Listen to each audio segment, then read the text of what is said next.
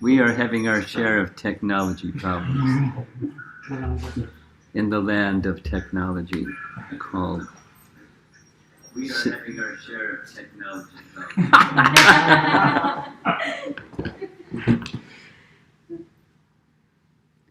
Om Namo Bhagavate Vasudevaya. Om Namo Bhagavate Vasudevaya. Om Namo Bhagavate Vasudevaya. Om Namo Bhagavate Vasudevaya. Om Namo Bhagavate Vasudevaya. Om Namo Bhagavate Vasudevaya. After all, one of the incarnations of Vasudeva is Lord Ramachandra, right?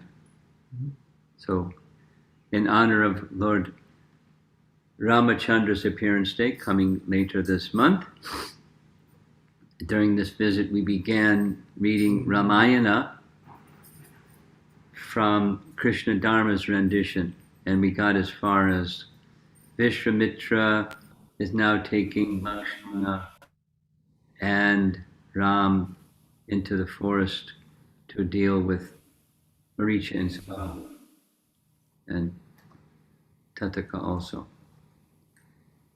Now, when I began reading Krishna Dharma's Ramayana, one of the main reasons was I really like his writing style. And I also read his introduction, and in his introduction, he says that he's primarily relying on Valmiki Ramayana. And of course, Valmiki Ramayana is the gold standard, although there's many other Ramayanas. Just listening to a recording of Prabhupada speaking in England, and there was a frisky gentleman from Scotland who was arguing with Prabhupada, starting with, do you accept the Vedanta Sutra and the Upanishads and Mahabharata? And Prabhupada said, yes, of course, they're authored by Vyas. And then pause, and Prabhupada added, and Valmiki Ramayana. So Prabhupada specifically honored Valmiki Ramayana, although I've come to understand there's multiple Ramayanas that Vaishnavas honor, but again, Valmiki Ramayana is the gold standard. So on Saturday evening, which is when we ended up, I read two sections from the first two chapters of his Ramayana, and I was a little surprised. I'm going to share with you what he wrote, and then kind of like a course correction on what he wrote, at least from Valmiki Ramayana. In Krishna Dharma's writing, when Vishwamitra was asking for Ram to go to the forest with him for dealing with Maricha and Subhahu, etc., as we know, Dasarath was reluctant. Now, in Krishna Dharma's writing, Vashishta calls Dasarath to the side. Vashishta then took the king aside and spoke in confidence. He told him of Ram's identity. He also said that the arrival of Vishwamitra had been arranged by Providence. Let's say it again. Vishwamitra's arrival had been arranged by Providence for the good of the world. The king should therefore have no fear in sending Ram with the sage. So he's disclosing Ram's identity as Vishnu. Dasharatha was astonished. And Rama was his beloved child in need of protection. How could he possibly be the Supreme Lord? Dasharatha looked at Vashishta, who stood silently, gazing into the king's eyes. There's no sound. Amplification. Gazing into the king's eyes, the sage could not possibly tell a lie, accepting the words of his preceptor, and feeling somewhat reassured, Dasarath agreed to send his son with Vishwamitra.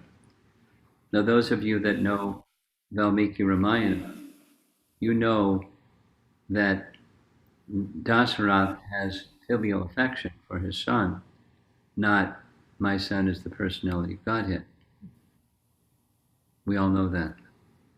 So some version of Ramayana was a cut and paste for Krishna Dharma. I guess it was a shortcut that made it easier or whatever the reason. But there are two passages in Valmiki Ramayana, there's echo, that indicate Dasarath had a hint from Vishwamitra Muni. It's a celebrated section of Balakanda. That celebrated section is Sarga 19, text 14. When Dasarath, the celebrated section, is an often commented upon by commentators verse, particularly the Sri Vaishnava commentators. They like this verse, where he says, Aham Vedami Mahatmanam Ramam Satya Parakramam Vashishtopi Mahateja Yeche Me Tapasi Stata. Meaning, I know Ram, who is a great soul. It doesn't say he's God, it says he's a great soul. True to his prowess, Satya Prarakrama. Satya Prarakrama, true to his prowess. And also Vashishta of great luster, and these other sages who have been steadfast in asceticism also know. Now, commentators take this verse and say, aha, this is a disclosure by Vishwamitra Muni that Ram was Lord Vishnu. Now, he doesn't say he's Lord Vishnu. It's not the same. It's something like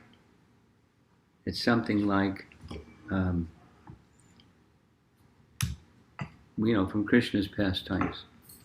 Gargamuni saying that this son of yours has powers like Narayan. Do you have a screwdriver? Do you have a screwdriver in the house? This microphone keeps sagging. It's a little annoying, so I'll just hold it for now. So I'll read the Sanskrit again. Aham Vedmi, I know. Mahatmanam, noble-minded. Ramam, Lord Rama. Satya, samprakaramam. Tighten that screw.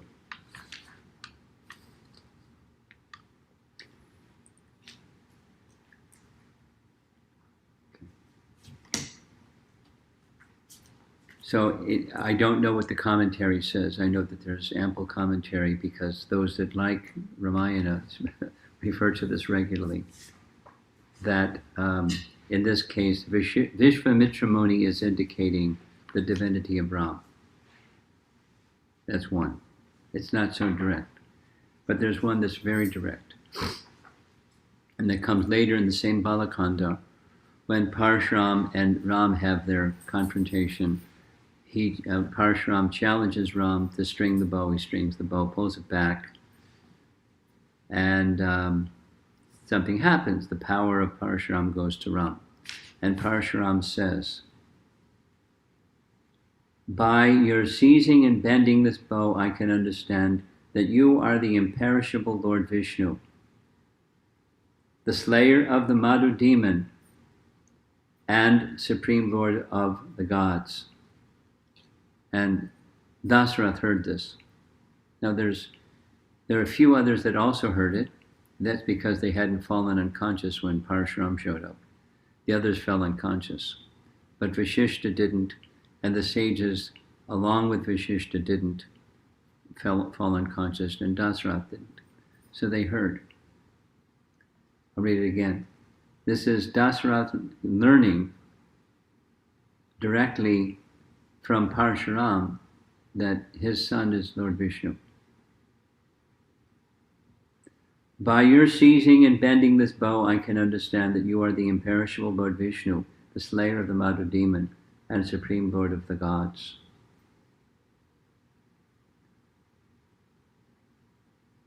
Now, in the earlier discussion, what Vashishta is indicating indirectly, Dasarath didn't get it because he's absorbed in the mood of his son, Lord Ramachandra, my dear son. The parental affection, Vatsalya Rasa, he was deeply involved. Here he's hearing it. And what the commentators say about this verse from Balakanda is very few people heard, and it wasn't repeated, because if it had been repeated, it would have compromised or prejudiced the benediction of Lord Brahma to Ravana, and it would have kind of spoiled the whole Leela. But he let the cat out of the bag, or he disclosed it, Parashuram. So it's there. But it's certainly not a prominent mood of Dasarath, oh, he's the personality of Godhead. Because it would have spoiled the rest of the Leela. So his parental affection covered him again. We can say like that. Certainly we hear about that happening with Lord Ramachandra, with Krishna and his parents and so forth. And not only his parents, all the Brijbasis. He showed his divinity and they couldn't see it. There's many examples. He showed them the spiritual sky. They were curious. He showed them the spiritual sky. And they saw themselves with Krishna in the spiritual sky. And then they forgot everything. Yogamaya. So Dasarath's got a little Yogamaya going on also. Internal potency. But that's just a detail in case you like details about Ramayana. That there are two places where the divinity of Ram was disclosed to Dasarath. And the scholars that I know of Ramayana don't know of any others than those two. And then there was something else that we came across in those first two chapters of Krishna Dharma's Ramayana. And that had to do with when it was actually the prologue of Krishna Dharma's Ramayana. It is taken from the Uttarakanda, where the history of Ravan's exploits and curses are described. So one of those was he has the Pushpaka Vimana. He went traveling in the northerly direction. He came to the Himalayas and came to a screeching halt. He was angry. He came in for a landing, and he saw Nandi. And it describes Nandi as having the face of a monkey. I'll read. This is Krishna Dharma's writing. Ravana saw a strange being with a monkey's head. The creature appeared dreadful, with dark yellowish complexion and misshapen features. Although his body was large, he had a dwarfish stature. He was clean-shaven and muscular, and he stood holding a large glowing pike. As he gazed at Ravana, the demon called out to him, "Who are you? And where is this region? Why have I been impeded?" Answer, "I am Nandi, the servant of Shiva," replied the unusual being. And then comes, Ravana says what he says, and he insults Nandi, and he insults Lord Shiva. And then Nandi, in the shape of a monkey, says, "As you disregard me in my monkey form, there shall be born on earth many monkeys of terrible strength who will annihilate your race." Very clear. Valmiki Ramayana. And just like I expressed, Prabhupada is referring, of course we accept what Vyasadeva wrote, we accept Valmiki Ramayana. So how do you reconcile Nandi's a bull and he's got another feature that looks like a monkey, or at least a monkey face? Clean shaven, certain color, and so forth. And there isn't a commentary that I'm aware of, although I searched and asked some scholars to search. Can't find a commentary, other than kind of the obvious. And the obvious is these beings have mystic powers. They can travel here and there, and they can change shapes, and that's one of the things that they do. So, although Nandi is normally described as and shows the form of a bull, apparently he can show other forms.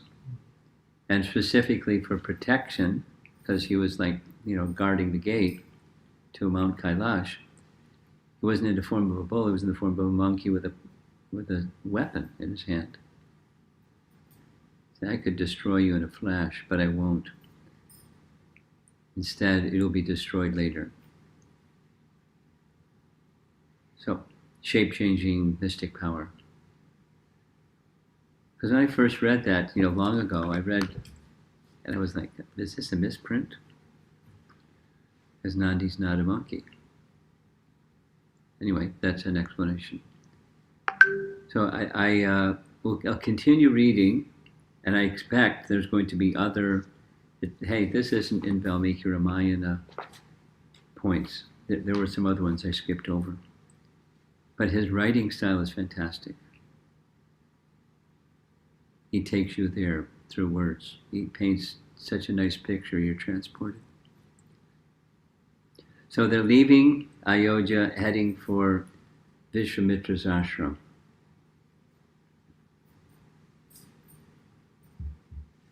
Vishwamitra walked ahead of the two princes, who each carried a bow in hand and had swords strapped to their waists. Wearing on their shoulders two large quivers of arrows, the princes looked like a pair of three-headed serpents. Bow, quiver of arrows, and sword. A pair of three-headed serpents following behind the sage. Their brilliant jewels set off their dark complexions. The two resplendent boys because they're 12 years old, added luster even to the shining sage Vishwamitra, as the two gods, Skanda and Ganapati, adorned the immortal Shiva. After covering about 12 miles along the beautiful southern bank of the Sarayu, they arrived at a stretch of soft grass sheltered by trees. Vishwamitra stopped and turned towards Ram and Lakshman. "Sit here comfortably and sip a little sanctified water for purification. I will now tell you the mystical mantras known as Bala and Ati Bala. The hymns will confer upon you freedom from all fatigue and fever. Indeed, they will release you from hunger and thirst, and will even prevent decrepitude. While you mutter these sacred spells, none on earth will be your equal in either battle, intellectual judgment, or argument. Bala and Atibala are the sources of all wisdom, being the daughters of the self-born creator, Brahma. Vishwamitra looked upon the brothers' faces, and he felt deep affection for them. Now, just comment. Have to comment. He knows they're Vishnu. And he's giving them mantras. And he has effect for them. So this is very important in the whole story of Vishwamitra, from where he was long, long ago. Now he's in the process of becoming a perfected Vaishnava. Because of his acumen with austerities, etc., he has the ability to understand, but understanding is not sufficient. Devotional service is sufficient. And he's rendering services. And it's very interesting because he's in the role of guru. He's going to allow them. It's really nice, really nice. Let's see what devotional. In the whole trajectory of Vishwamitra from where he was to where he ends up, there's many stages, and service to these two lords, and service to Dasarath. It's a very important part of transitioning. Although he knew they were not ordinary men, out of love he wanted to serve them, acting as their teacher and guide.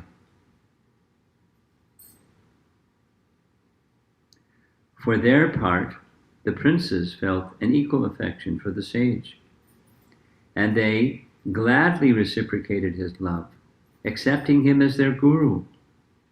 The sage positioned himself near the seated princes, and after sipping holy water for purification, held up his right palm and began chanting the mantras. With a cheerful expression, Ram and Lakshman received the two hymns from the sage. When the instruction was complete, they rested for the night on the bank of the river, enjoying the cool breeze that wafted gently across the water. This, and then comes another really important passage from Valmiki Ramayana. Shortly before dawn, Vishwamitra, who had remained awake in meditation all night, awoke the two princes, calling out to them, "O Rama and Lakshmana, O tigers among men, the sun approaches the eastern horizon. Rise up now and perform your ablutions. We must proceed." Valmiki Ramayana is so much loved by the Sri Vaishnavas that this verse recited by Vishwamitra Muni is the mantra that Sri Vaishnavas use for waking up deities in deity worship in the morning. According to their own acharyas, I don't know from direct experience, but they really love Ramayana. The different parts are very meaningful for them. We discussed that yesterday, although the class got cut off, but the 18 principles or cardinal teachings within Ramayana, most of them hover around Sharanagati and serving the Lord, and the moods and messages of the elements of serving the Lord, surrendering to Him. It appears to me that like Srimad Bhagavatam is for us, the Ramayana is for them. It's like that's their gold standard, and they go by that. with great detail, great devotion. The brothers immediately rose and bathed in the river. After their prayers and meditations, they approached Vishwamitra and bowed at his feet. The sage, having bestowed blessings upon the boys, again led the way as the sun rose upon another cloudless day. Soon they saw the river Ganges, where it met the Sarayu. On the bank of the Ganges were many simple dwellings, made from leaves and mud, in which there lived a community of ascetics. The princes asked Vishwamitra about the hermitage. The sage, remembering the history of the site, laughed heartily and told them the story of how Cupid had once come to assail Shiva here. A very long time ago, the god of love had a human form. On one occasion, he had been bold enough to fire his arrows of love at the incomparable Shiva, the powerful Shiva, who had been absorbed in deep meditation at the hermitage, became infuriated and gazed at Cupid with his third eye. A searing flame shot out, reducing Cupid's body to ashes. From then on, Cupid became known as Ananga, the bodiless one, and the land there became known as Anga. I mean, there's much more to the story. It's a very interesting story. But he's got to write a shortened version of Ramayana, so he just goes on. Finishing the tale, Vishwamitra said, "All these sages are disciples of the glorious Shiva. Let us halt for the night here and converse with these mystics, O princes." While Vishwamitra spoke, the ascetics dwelling in the hermitage sensed from a distance the approach of the sage and the princes. Realizing who they were, those worshippers of Shiva, who himself always worshipped Vishnu, felt happy at heart and came out quickly to greet their exalted guests. Having been graciously received, the three travelers performed their evening rituals and took a simple meal of forest fare. Vishwamitra entertained the assembly with ancient tales of heroes and sages of the past. No, it doesn't give the detail, but the detail in Valmiki Ramayan is fantastic. The following morning, after crossing the Ganges in a boat provided by the ascetics, Vishwamitra and the princes came to a vast, desolate region. On all sides were huge trees stripped of their foliage. The ground was laid waste, and winds gusted, carrying sand and debris which lashed at their faces. The cries of wild animals and vultures resounded there, and even the sky above was dark and overcast. Ram and Lakshman looked around. What had happened? The land so far had been beautiful and verdant.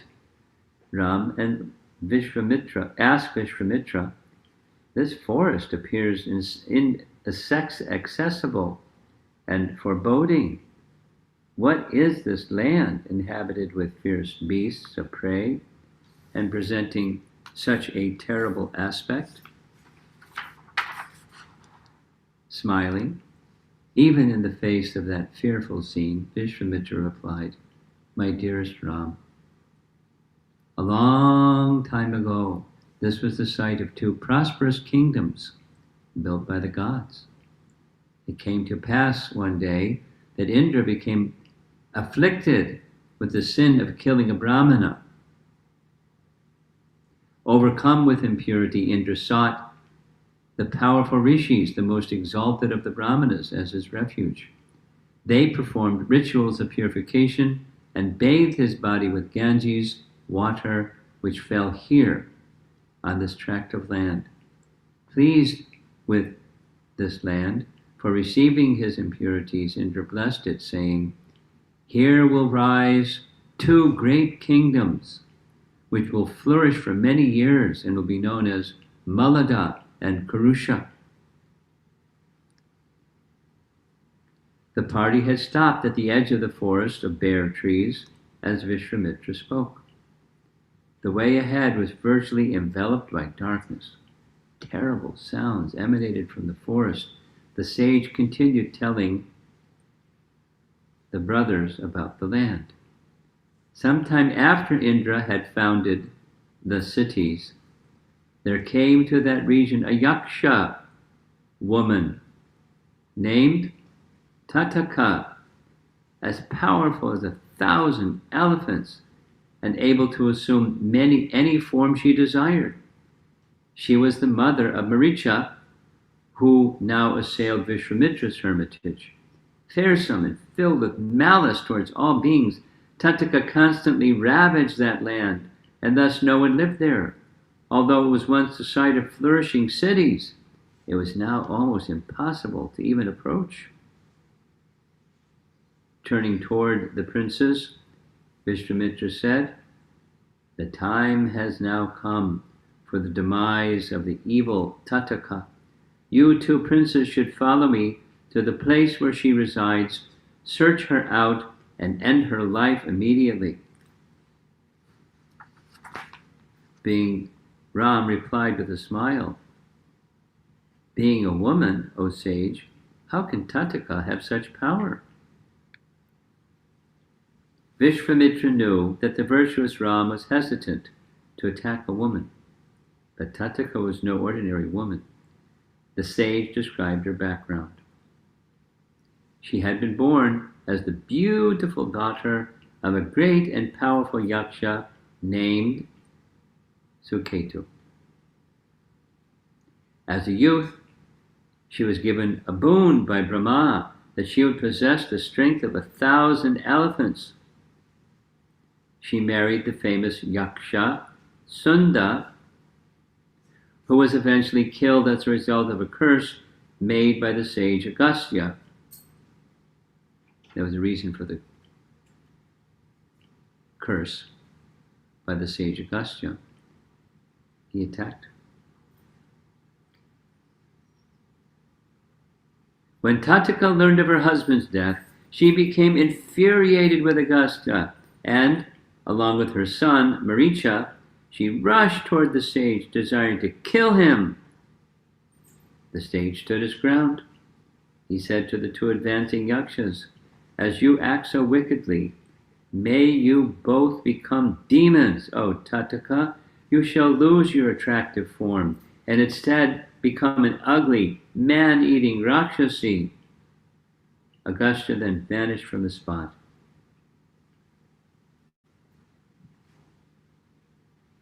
It's really an interesting story. Vishwamitra raised his hand and indicated the path ahead of them. Tataka had turned the entire region into a desolate forest by her malevolent presence. She was always angry and would attack anyone who approached the area. Having told the brothers Tataka's story, the sage reassured them. Although the scriptures state that a woman should always be protected and never attacked, in this case you need not fear any sin. The killing of Tataka is necessary for the good of society. One wishing to protect the afflicted must sometimes perform even a seemingly sinful act. This is the eternal duty of kings, O Ram. You should not hesitate. Citing other historical examples of kings and gods who had killed evil women, Vishwamitra urged Ram to quickly kill Tataka. Ram accepted the sage's order and grasped his golden bow. I mean, there's lots of details that are missing. But one of the things I like is, my father said, whatever you say I should do, so I'll do whatever my father said. Simply that you're saying so, consider it done. Standing ready for combat, he said to Vishwamitra, here it is. My father instructed me on leaving Ayodhya that your order should be followed without hesitation in obedience to them, then to both his and your command. I will now face the fierce Rakshasi.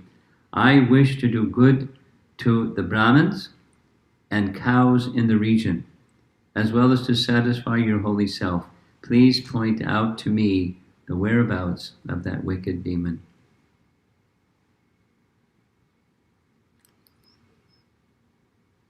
Vishwamitra led them a little further into the wilderness. Rama twanged his bowstring, which produced a terrific sound, filling the four quarters. All the forest animals were terrified by the noise. Tataka herself was stunned and overcome with anger. Who dared to challenge her?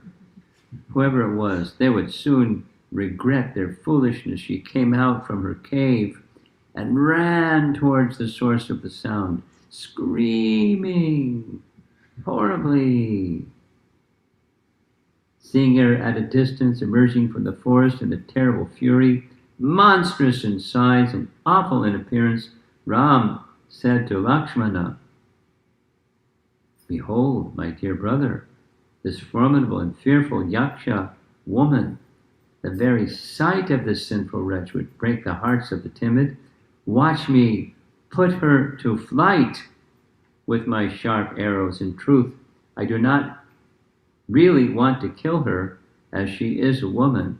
I shall put an end to her strength by rendering her immobile and powerless, cutting from her body her hands and feet. As Ram spoke, Tataka rushed towards him, roaring with her arms upraised. Uttering a powerful mantra, Vishwamitra checked her progress, calling out, May victory attend the Ayodhya princes!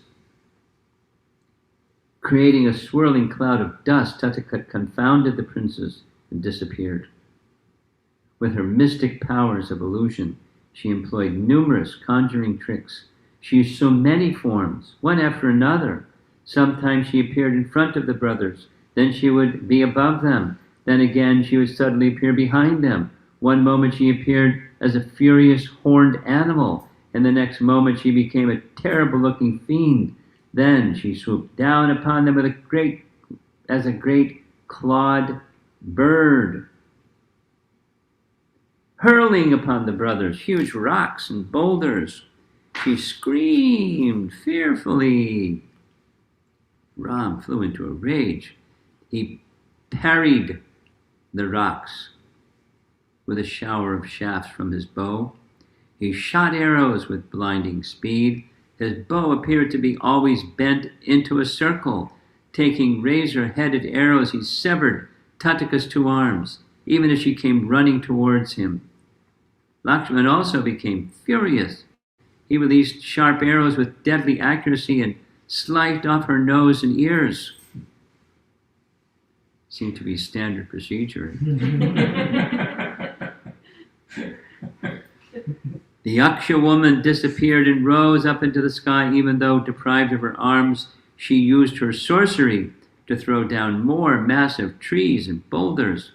Remaining invisible, she moved hither and thither, screaming. All the while, Vishwamitra saw the boys mystified by the Rakshasi's illusory powers.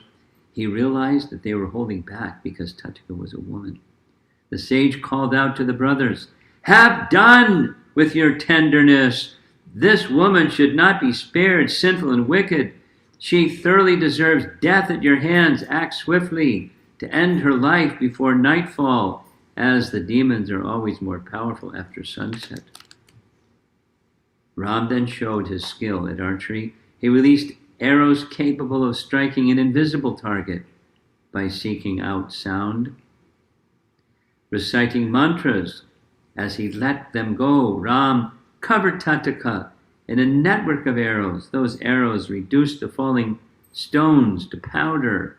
They pierced the Rakshasi, and she screamed in pain. She quickly came down to earth again. Tataka then assumed a vast form and rushed with the force of a tempest towards the 2 brothers. Ram decided that she should be killed. He quickly fired an arrow imbued with the energy of a thunderbolt. It hit the Rakshasi full in the chest. Tatika's heart was ripped apart, and with a hideous cry, she fell dead.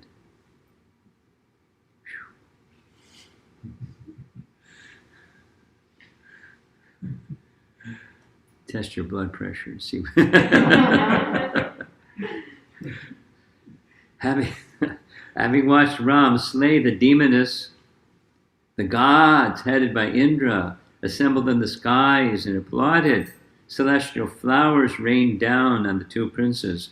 Acknowledging the gods' pleasure, Ram and Lakshman modestly bowed their heads. The thousand-eyed Indra said to Vishwamitra, and this isn't in Valmiki Ramayana, they don't have a conversation, but here they're having, that all the gods are gratified with Ram's feat, O holy Brahman. Show Ram your affection by giving him your knowledge of the celestial missiles. A great objective of the gods will soon be accomplished by Ram with the use of these weapons. Indra was considering Vishnu's desire that Ravana and his Rakshasa horde be annihilated. As he looked upon the mighty Ram, he knew that the time for the destruction of the Rakshasas was imminent. After Indra had spoken, the gods returned to the heavens and twilight fell. Embracing Ram and Lakshman, Vishwamitra said, "Let us remain for the night in this forest, freed from the curse of Tatika. It is now rendered so peaceful, so very peaceful and attractive. In the morning, we shall continue on to my hermitage." The three of them rested for the night, praised by heavenly bards and singers who had assembled in the canopy of the sky. The next morning, Vishwamitra remembered Indra's words. He sat the two princes down and faced them. "Steady your minds, O heroes, for I shall now tell you the knowledge of the gods' mystic weapons, including even those presided over by the invincible Brahma, Shiva, and Vishnu.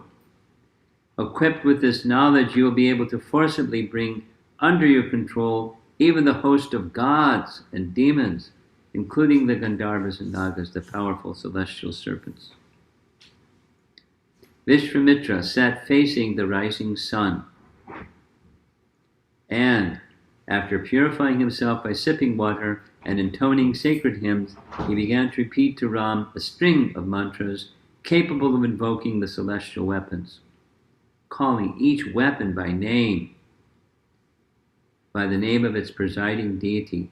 Vishwamitra delivered to Ram all those divine missiles, thousands in number and difficult for even the gods to remember in their entirety. As they were called, they came before Ram in their shiny, ethereal forms. Some appeared like glowing coal. Others were smoky, while others were brilliant like the sun or moon. Filled with joy at being called to Ram's service, they stood before him with folded hands and asked for his command. Ram accepted them with affection and asked them to personally appear within his mind whenever he thought of them. The personified missiles replied, "It shall be as you say." Taking leave of Ram, the weapons circumambulated him with respect and returned to their own heavenly abodes.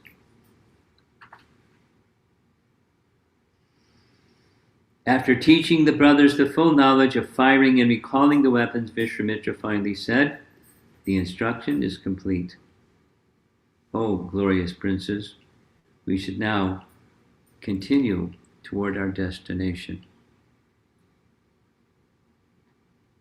They moved on from that spot and soon saw in the distance a great cluster of trees, appearing like a mass of dark clouds on the horizon. As they came closer, they saw it was a beautiful corpse. containing varieties of flowering and fruit-bearing trees. Sweetly singing birds filled the air, and graceful deer moved about next to the rivulets of clear water. Looking at Vishwamitra, Ram inquired, "What is the name of this place, so pleasing to the mind?" "It seems we have arrived at the site of some holy hermitage. Can it be that we have now reached your own abode, O learned Brahmin?" Although possessed of infinite knowledge, Ram had fully assumed the role of Vishwamitra's student. He listened attentively as the sage smiled and told him the ancient story of Bali and Indra.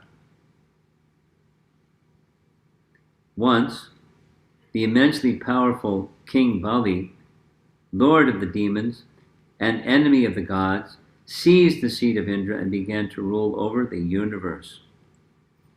Becoming famous throughout the three worlds of heaven, earth, and hell, he remained in that position for a long time. The gods had become perturbed, and with Indra at their head, they sought out Vishnu. The Lord then appeared as Vamana, accepting the form of a Brahmana boy. On the plea of charity, he took from Bali the three worlds, restoring them again to the gods.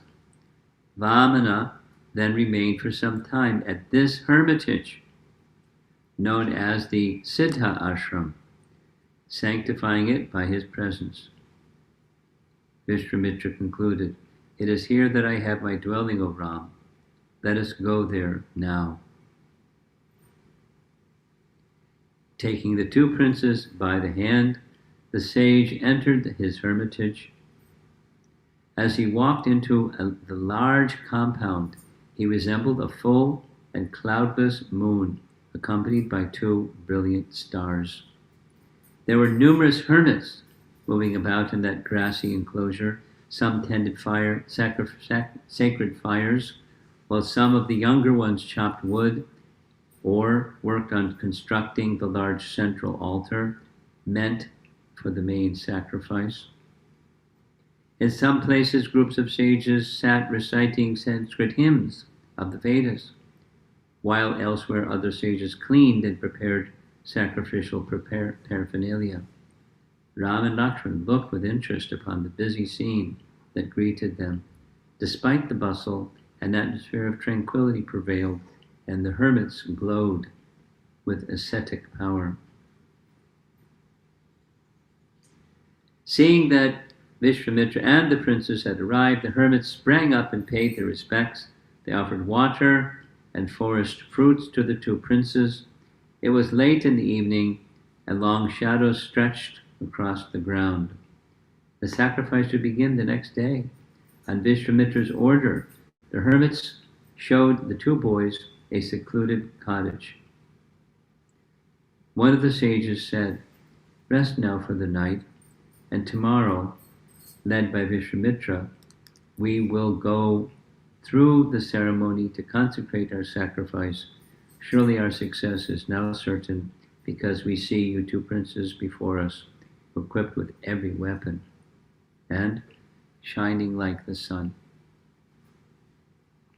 Now, a scene that's missing is the two boys at the feet of Vishwamitra, massaging his feet. It's such a lovely scene, the exchange between them. It's really, really, really nice. I'll ask him to put it in the next edition.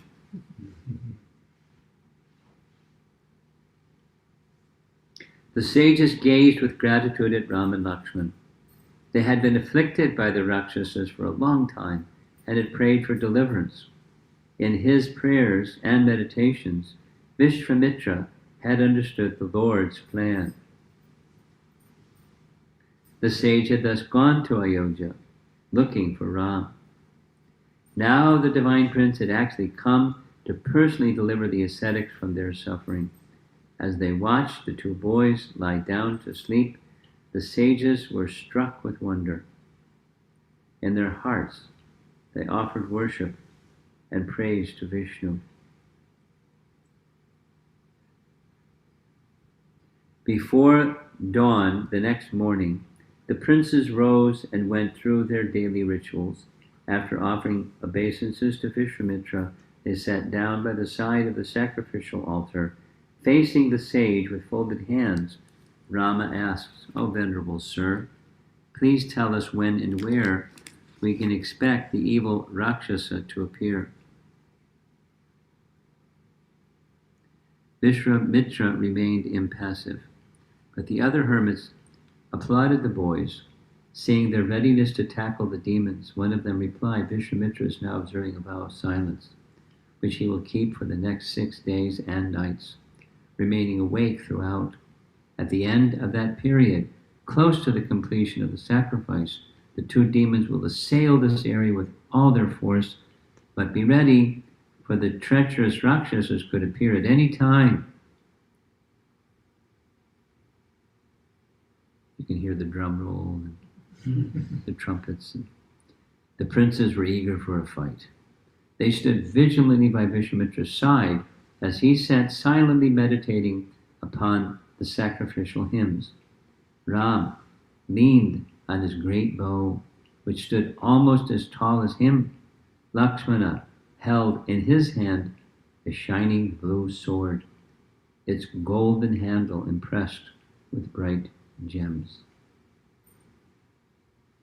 As the 6th night approached and the final rituals were being performed, the sacrificial fire suddenly blazed forth furiously.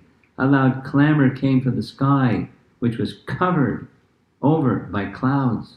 Swooping down upon that sacrifice, the 2 Rakshasa demons, Maricha and Subahu, appeared from the sky. They were accompanied by their fierce and terrible-looking followers. As they spread their sorcery, torrents of blood and pus, as well as large pieces of flesh, fell upon the altar. Blazing fires sprang from the earth, and hot coals flew everywhere. Shrieking horribly, the Rakshasas danced about, wreaking havoc. The hermits fell back, but this time they were not fearful. Vishwamitra quickly stood up. It was time for these evil beings to receive their just deserts. They had defiled his sacrifice once too often. They would not do it again. Gathering the other ascetics, Vishwamitra moved aside and ordered Ram to attack the Rakshasas. Ram became infuriated upon seeing the scene of devastation. He rushed forward towards the Rakshasas, calling to his brother, "Watch now as I scatter those wicked demons who feed on raw flesh." Even as he spoke, Ram continuously worked his bow. He sent swift arrows in all directions. The Rakshasas were stunned. They had not expected any resistance. Some of them closed quickly on Ram, covering him on all sides. Ram released arrows with deadly accuracy and speed. The Rakshasas were cut to pieces. Ram looked from Richa, seeing his huge form nearby, tearing at the sacrificial altar. Ram invoked a celestial weapon. He placed it on his bow and, although still feeling furious, he calmly said to Lakshman, "I shall release the Manava weapon, presided over by the father of the gods, Manu." Ram angrily fired his arrow at the fierce and roaring Maricha. The demon was struck by the mighty missile, and he was lifted and flung a distance of 800 miles, landing in the ocean. Although reeling and struck senseless by Ram's arrow, Maricha was not killed. Ram looked at Lakshman. "See the force of that weapon, my brother. It easily hurled the demon to a vast distance." Ram and Lakshman continuously discharged flaming arrows at the other Rakshasas.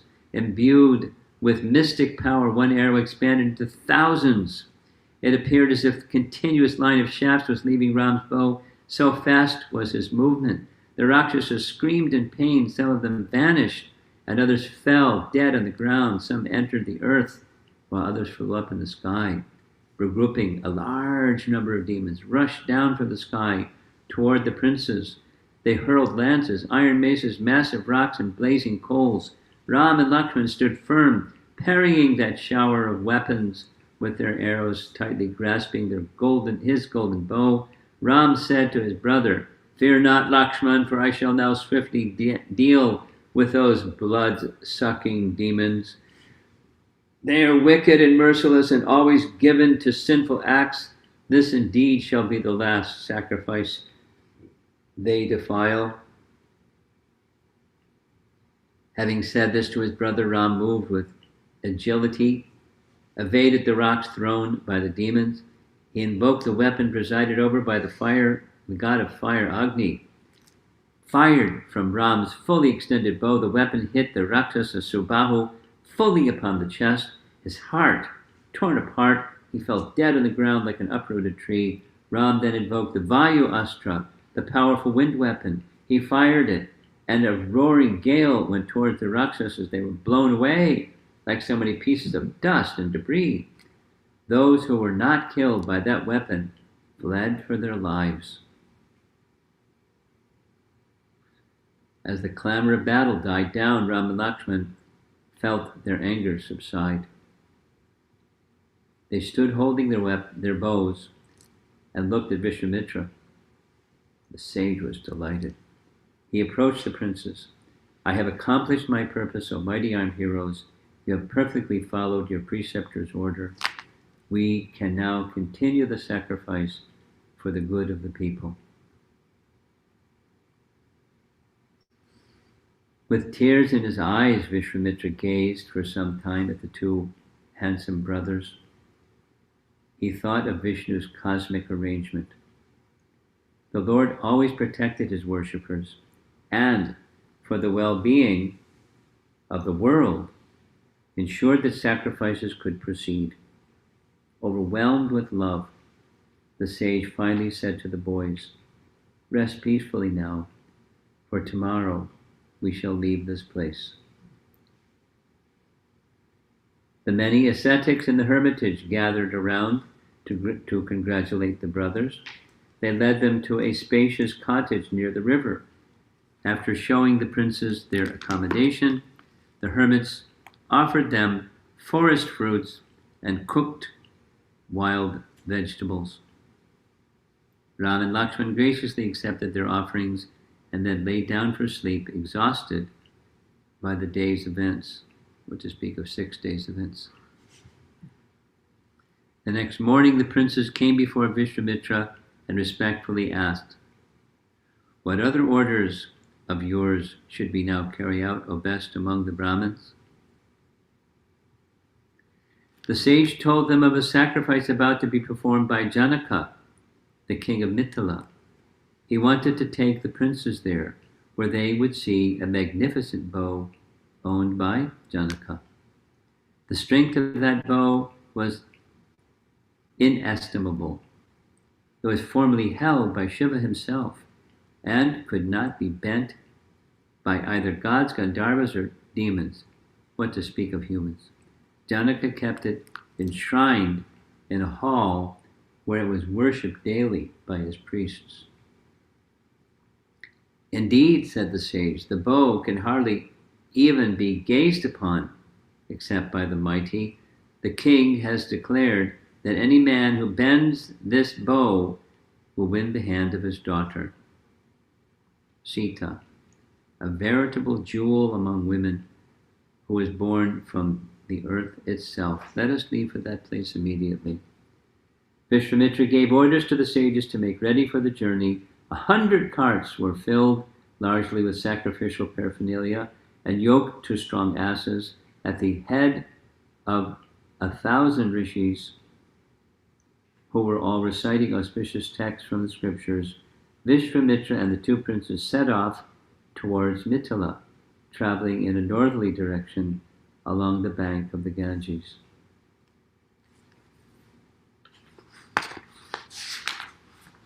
Just one more page.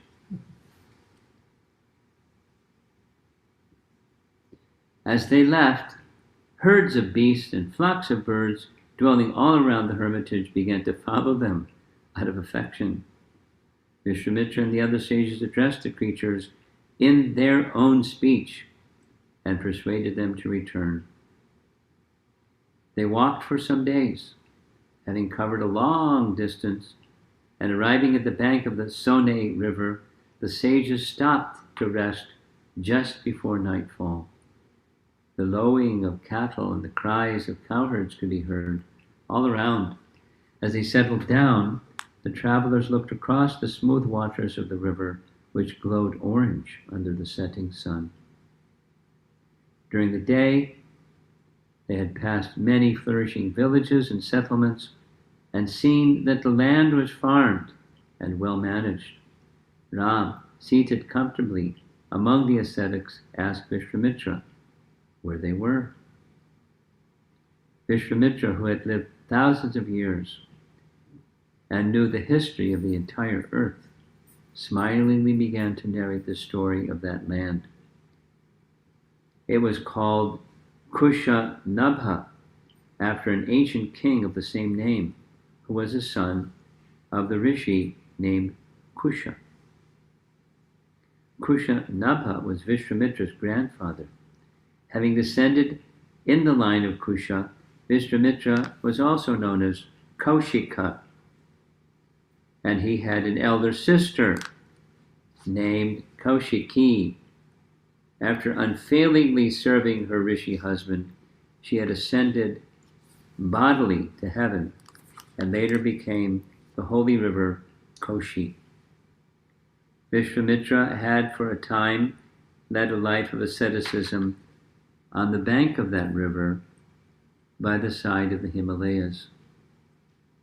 Because of his desire to perform a sacrifice, he came down to the plains, and it was soon after that he had secured Ram's assistance.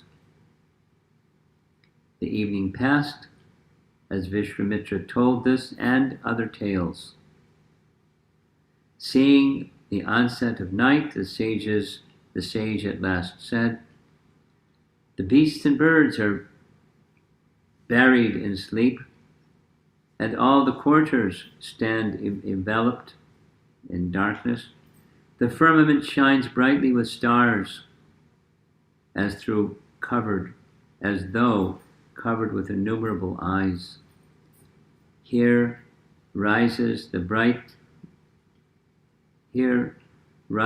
moon, dispelling the darkness of the world and spreading his soothing rays all around. Fearful hosts of nocturnal fiends are freely roaming here and there. Let us rest, ready for a renewed journey tomorrow." Glorifying Vishwamitra, the brothers lay down and courted sleep, awed at the sage's stories. So we're missing many of his glorious stories. He's a really good storyteller. And of course, Vishwamitra, Valmiki is the storyteller, telling Vishwamitra's stories. But there's like so many, the descent of the Ganges, but you have to rewrite the whole Valmiki Ramayana. It doesn't fit in that many pages.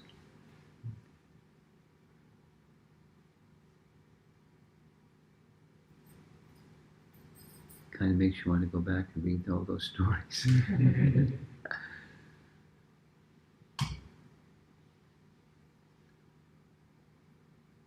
Okay, it's 7:35, 7:37. 10 minutes past. 35? 10 minutes. 10 minutes, 7:37. Okay. So, little summary. I was thinking as we started, looking at all these paintings of Krishna, B.G. Sharma's wonderful paintings of Krishna. We're worshippers of Krishna, but as worshippers of Krishna, Rama Dimurshushu Kala Niyamena Tishtan. I was thinking of that verse from Brahma Samhita. Krishna is the source of everything, including all the various expansions, beginning with Ramadi, etc. And the pastimes of Lord Ramachandra are very charming, very powerful, very purifying. It's part of the nature of culture is by regularly hearing these recitations, culture automatically comes into the individuals and the groups of individuals, society, gathering together. Prabhupada told the story from his childhood, not so long ago. Whenever there was a public gathering, always there was some recitation of Mahabharata or Ramayana. It was just, that's what you do. And the result of hearing continuously every time there's a gathering, morning and evening, certainly in the evenings, it gives the foundation for culture. And why is it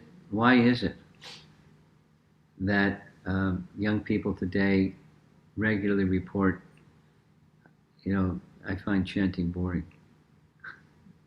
Or different ways of saying like that, not everyone, but because, the culture is missing. And the culture doesn't just mean Bharatanatyam dancing.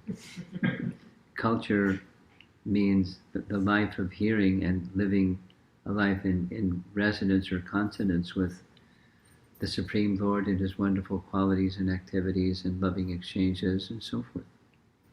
It just, becomes part of life.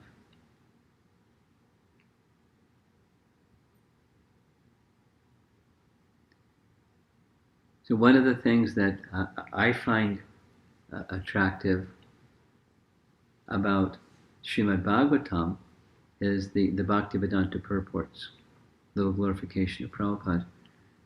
Not so long ago, I had some interaction with a devotee from Kerala. And the devotee from Kerala said that when she came to America to do her studies and then work, her mother was very concerned because her mother was a very traditional mother. So her mother became very happy when she started practicing Krishna consciousness because it resembled her practices from her mother's childhood, her grandmother's childhood. So in course of time, she got in the local language a Srimad Bhagavatam translated in their language. And so she gifted a copy to her grandmother and a copy to her mother. And when she got home to visit grandma and mom, she was amazed to see how happy they were. That her grandmother said, since my childhood I've been reading Srimad Bhagavatam. I've probably read Bhagavatam. She showed her the volume that she was reading from because it was not with purports, it was just the Bhagavatam verses. Hundreds of times, but I never understood it. No, she had the adhikar, the quality, the qualification to understand Krishna's here, but she didn't understand it. But now, reading the purports from the BBT, it's come to life, and she was feeling very, very happy. So it's hearing these, just like many devotees like the chapter a day, Chad, you know that one. It's just the verses, and reading the verses without the purports. It's nice. It's a beginning, but we won't understand the verses without the purports. We don't understand them. So hearing Ramayana like this, it's similar. It's without the the purports. It's especially having spent some time with Ramayana, reading translations of the commentaries of the Sri Vaishnavacharyas about these pastimes. That's just a little sharing. there was a team of maybe 15 devotees that could, English speaking, that knew Tamil, maybe fewer than 15, maybe 12. And they divided up the whole of the Aranyakanda and Kishkindakanda and all the commentaries, I mean, many of the commentaries, and translated them from Chinese, from Tamil into English. Rich. It reminded me of what I heard, or when I heard this story from this grandmother. She read so many times, but she didn't really understand. So how are we going to really understand? I mean, there's richness in all of this, that the more you hear it, and the more you hear the commentaries about it, even they're diverse in what they have to say about what the verse is saying. There's a richness that comes to life. And I wasn't born in India. I didn't know any of these things. But what to speak of those that have grown up, and the great asset for all of us is the Bhaktivedanta purports, and that means the writings of our previous acharyas from the Bhagavatam in particular, and then similarly for the Ramayana, those elevated personalities who it's their life, and they went deeply, deeply, deeply, and had lots of realizations. I mean, as we mentioned yesterday, Govindaraj, it was several hundred years after the time of Ramanujacharya and Jamunacharya, but he was so absorbed that Balaji himself instructed him write commentary. I mean, pretty amazing. His life was around the time of the life of Lord Chaitanya, probably a little bit before, because there's not certainty when he lived. But it must have been like an amazing time in India when Vallabhacharya and Chaitanya Mahaprabhu and these personalities from the Sri Sampradaya, what was it like? What was it like?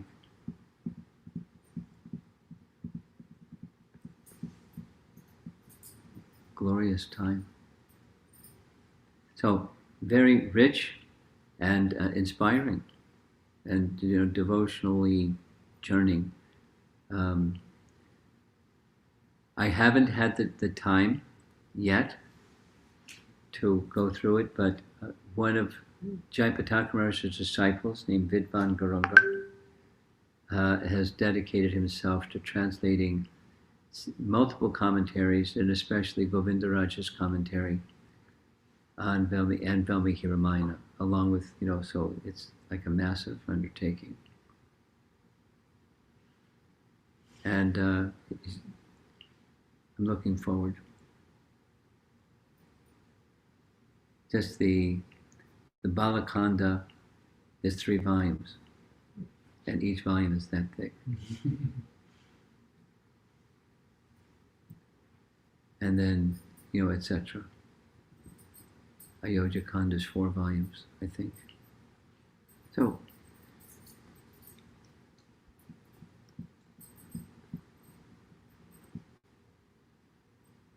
and it's part of our, of course, our main devotion and service is to Krishna. But here we are, it's Ram Navami coming up, and we're hearing about Lord Ramachandra. It's very sublime. So let's see if there's some discussion.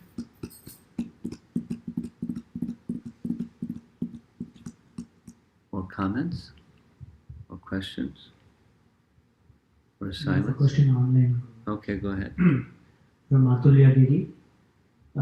What principle is Lord Ram teaching when he ardently follows the order of his father? How to use this principle in current time and place? Are you thinking about your daughter?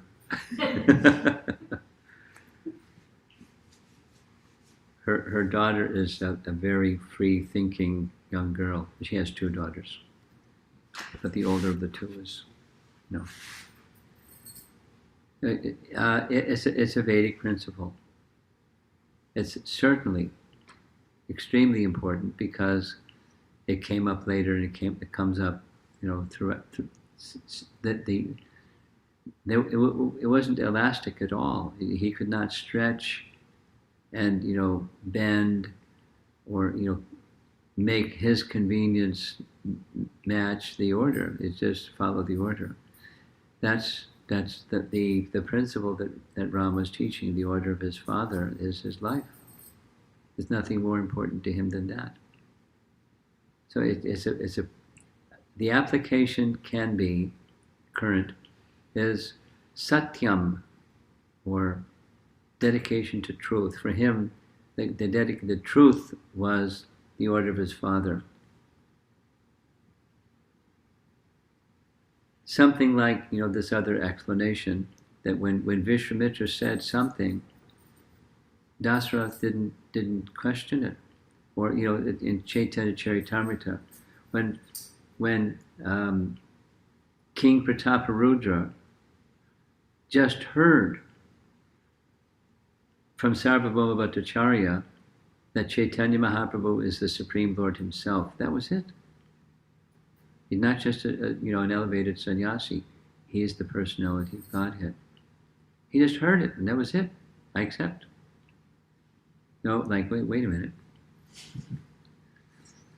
So that's a characteristic of one whose consciousness is clear and who has an authority that they have absolute regard for.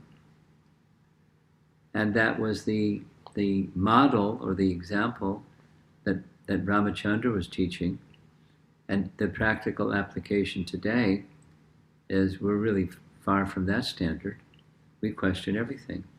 We're trained in Western education, challenge everything.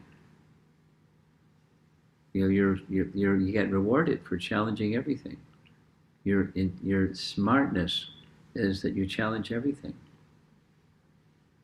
It's really quite different than the descending process of knowledge, or the orderliness of respecting wisdom and respecting elders who carry wisdom and so forth.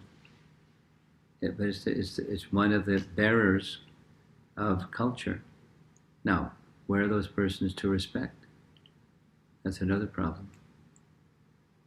But when there is someone worthy of respect, a practical application for us in ISKCON is our founder Acharya, the unquestionable perfected soul. And if it's said, of course, we want to make sure we have the proper understanding of what was said in the context, etc. But we don't question the source. Once we understand the message from the source, that's it. And an application point is we, like you as a mother, or every one of us as a responsible person in society, we have to align ourselves so that we can carry forward the message and the instruction of our founder Acharya unflinchingly. Easier said than done, right? But that's the application. Something else? No, that's all. We have something here.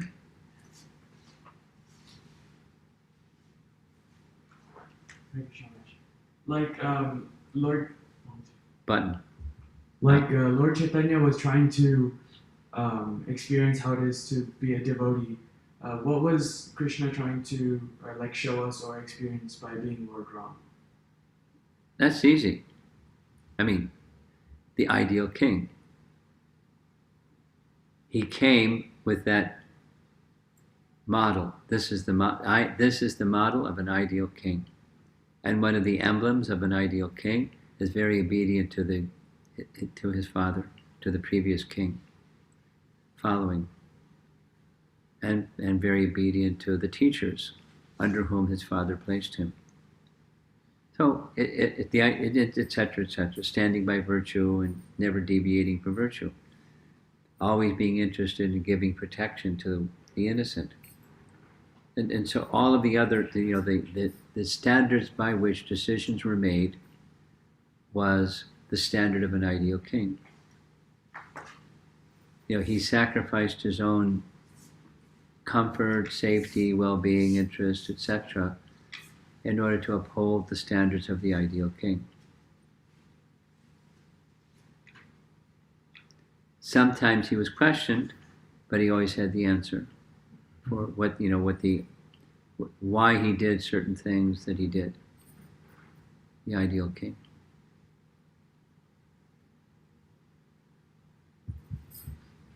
Hare Krishna Maharaj, thank you so much. Maharaj, this is just a comment. I was just trying to draw a parallel, and the Supreme Lord always likes to have his devotee take the credit. But the past time that we were just hearing, that Vishwamitra gave the hymns like the Bala and Atibala to the Supreme Lord for him to execute certain duties. So it's interesting that it can work the other way also. When Lord can take instructions, or he can take the credit from instructions from a devotee. I have a comment on your comment. And my comment is that the function was a human being, not the function of the Supreme Lord. So Vishwamitra had a sense of both, and the function of the human being destroying Ravana, who is undestroyable by even the gods. He's giving him celestial weapons, but he can't be defeated by the gods. But he can be defeated by the weapons of the gods in the hands of a... So it's part of the Leela. Mm-hmm. And he is playing a role in the Leela. Although, the degree to which he understood the divinity of Ram, one can say this and one could say that. He had some understanding, certainly. And he's engaging in devotional service. And now, I've contemplated, what's the role of, it's like a parental affection, like Dasarath has towards Ram, Vishwamitra has towards Ram. Now, it's not fully like Dasarath, or it's certainly not fully like in Vrindavan, but it's there to some extent, the parental affection. So it's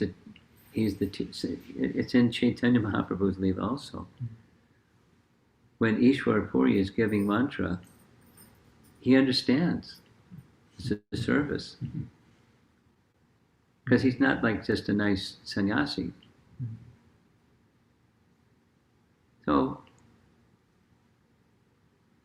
it's a blend and moving the rasa of parental affection is moving according to the will of Lord Ramachandra.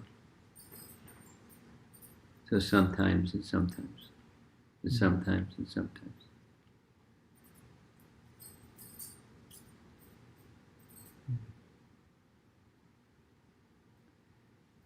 In Govindaraja's commentary, this is along the same, my response is along the same line as what I'm about to say. Lord Ram is the Lord. He's playing the part of a prince, 12-year-old boy. Mm-hmm. So he's got a teacher. And so Vishwamitra is playing the role of the teacher to his student.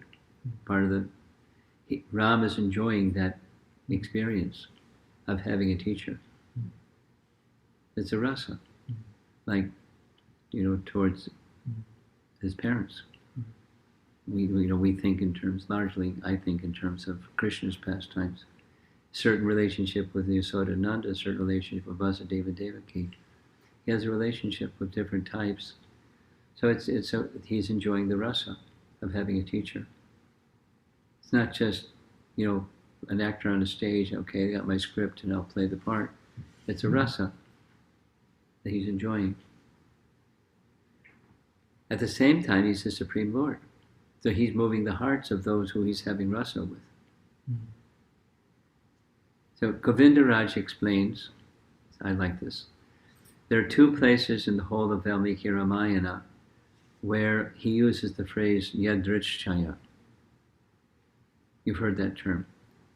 Yadrichchaya means somehow or other. There's no apparent cause. And the cause, there is a cause. And it's Lord Ramachandra from within the heart, yadrichchaya, caused Kaikeyi to do what she did. It was a total game-changing what she did. And then the only other time is Shurparnaka, Yadrichchaya, she did what she did. Because it was a complete change. Ram was going to the sages' hermitages, giving them his association, which was Pritranaya Sadhunam, but he hadn't done the other one. So Yadrichchaya, from within the heart of Shurparnaka, he had her do what she did. So within the heart of Vishwamitra, he's having Vishwamitra do what Vishwamitra does. For the sake of enjoying that rasa or exchange of it with a teacher. He doesn't need a teacher. He knows he doesn't need a teacher, but he wants. And Vishwamitra is playing the role, although he knows.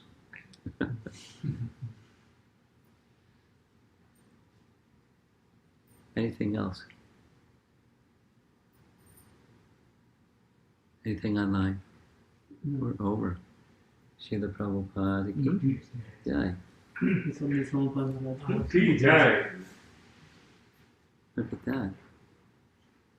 It's 8 o'clock.